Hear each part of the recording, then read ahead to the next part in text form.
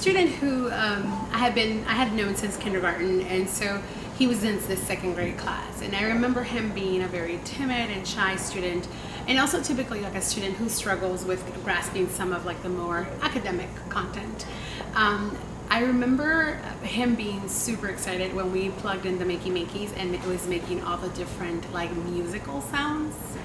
He was having such a blast because he felt like he was like a DJ for like a little bit, and he kept pressing the different ones, and he was having so much fun. Like there was a certain point in the class where all of us kind of stopped playing with our own Makey Makeys, and then we were just paying attention to him build this music, and I think I was able to see him feel so excited because he was so successful at it, which not every other opportunity, that doesn't always happen in every other academic area just because of his own limitations. But I thought that was really, really powerful for him to show himself as a leader in the things that he was, he was really great at.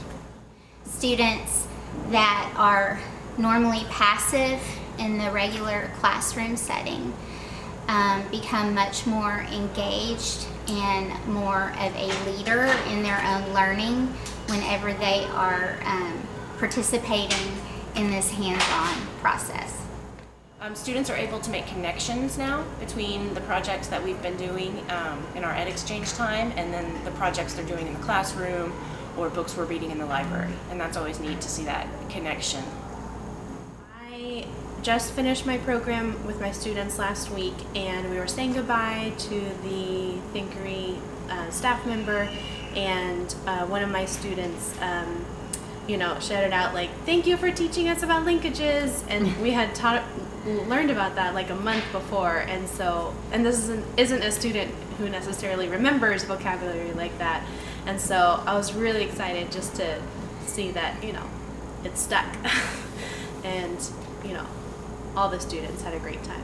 I've done EdExchange 2 times, and the most recent experience involved coding and makey, and we created interactive storybooks.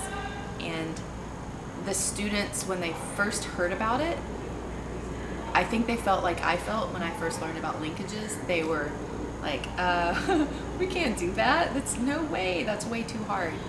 But I watched them go from thinking they couldn't do it to seeing a sample and just playing with makey, and then learning some really basic coding in Scratch, and then putting it all together and creating interactive storybooks, and then taking those storybooks and reading them with their little reading buddies in kindergarten. So we had 3rd graders paired with kindergartners, and they were just so proud and excited to share their work, and so that was really fulfilling.